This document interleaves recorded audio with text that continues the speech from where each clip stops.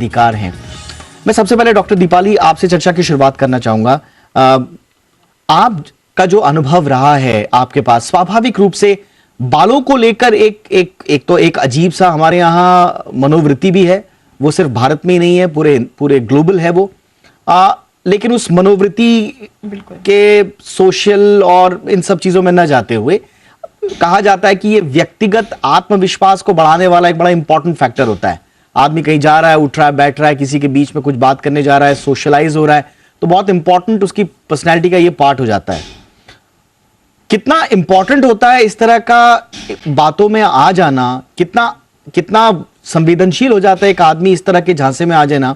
कोई कहे कि हम रातों रात आपके बाल उगा देंगे साहब, कोई कहे साहब आपका ट्रीटमेंट दे देंगे और 100% उसका इलाज होगा। देखिए, अगर पूरी दुनिया में किसी भी डॉक्टर या नॉन डॉक्टर के पास ऐसी कोई जादू की छड़ी आ जाए जो गारंटी के साथ बाल उगा सकती है या काली त्वचा को गोरा कर सकती है, तो वो इंसान मेरे हिसाब से तो मतलब he will be the richest person on earth. वो सबको बीट कर देगा, एलॉन मस्क से भी ऊपर चला जाएगा। इसीलिए विद गारंटी रिजल्ट देना किसी के लिए भी नामुमकिन है। और अगर मेरे जैसे डॉक्टर के पास कोई मरीज आता है, मुझे 11 साल हो गए हैं ऑनलाइन और फिजिकली पेशेंट्स को देखते हुए, और मैंने आज तक 11 साल में किसी मरीज को गारंटी नहीं किया, जबकि मैंने कम से कम नहीं तो 1200-1300 हेयर ट्रांसप्लांट करे होंगे और कम से कम 1000 लोगों के पीआरपी करे होंगे। सो गारंटी देना तो बिल्कुल ही गलत है, क्योंकि वो हर मरीज का टेलर्ड अप्रोच होता है। किसी को 50% रिजल्ट आता है, किसी को 80%, तो वो मरीज टू मरीज डिफर भी करता है।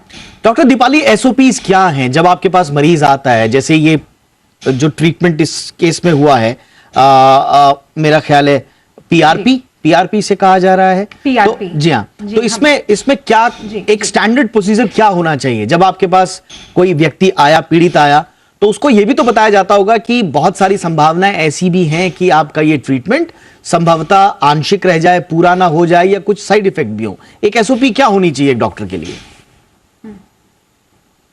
जी, एसओपी तो बहुत सारी होनी चाहिए, मगर इस मरीज का हमने जो पढ़ा है मीडिया में कि इसने पीआरपी और कोई बायोसेल ट्रीटमेंट किया है, ये बायोसेल वगैरह जो है ये सिर्फ नाम है। अगर आप मेरे जैसे डॉक्टर से पूछिए, पीआरपी सिर्फ आपके ब्लड से बनता है, उसमें कोई आर्टिफिशियल चीज नहीं है, कोई साइड इफेक्ट नहीं हो सकता। और अगर डॉक्टर ने ठीक से सेंट्रीफ्यूज करके ठीक इंजेक्शन लगाया है, तो बुरे से बुरा भी हो तो भी आपको कम से कम नहीं तो 10% फायदा मिलेगा ही मिलेगा, अगर आप बाकी दवाइयां ना करें तो भी, क्योंकि वो आप ही का ब्लड प्रोडक्ट है। इसकी सिंपल प्रोसीजर होता है, मरीज का ब्लड लिया जाता है, उसमें 3 से 4 घंटे मिनिमम लगते हैं।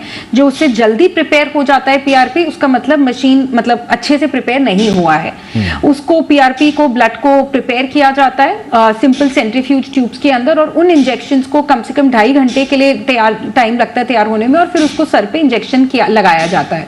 कुछ लोग इसको इंजेक्शन में, क्योंकि मरीजों को दर्द होती है, तो कुछ डर्मा पेन से, माइक्रोस्कोप से, अलग अलग इंस्ट्रूमेंट से हम डालते हैं, उससे रिजल्ट कम हो जाते हैं। तो मैं अपने मरीजों को बहुत प्यार से फुसला के, वर्बल एनेस्थीसिया के द्वारा उन्हें समझा के कोशिश करती हूँ कि मैं इंजेक्शन लगाऊं ताकि हमें रिजल्ट ज्यादा अच्छा मिले।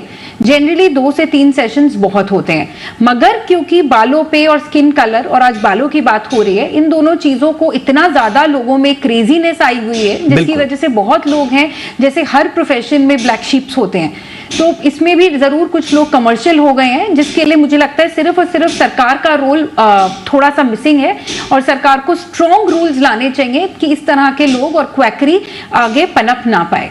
एब्सोल्युटली। और हेयर ट्रांसप्लांट को लेकर तो बहुत सारे केसेस हमने देखे हैं, लोगों की मौत तक हुई है खराब प्रोडक्ट यूज करने से और गलत तरीके से इलाज कराने से, हमने ये देखा है। लेकिन उसके बावजूद कुछ रूल्स तो हमारे पास हैं, लेकिन शायद वो रूल्स एंड रेगुलेशंस, वो कंज्यूमर जो राइट्स हैं, वो सबको मालूम नहीं होते हैं, और इस चक्कर में लोग अपने अधिकारों से वंचित रह जाते हैं। सुजय साहब,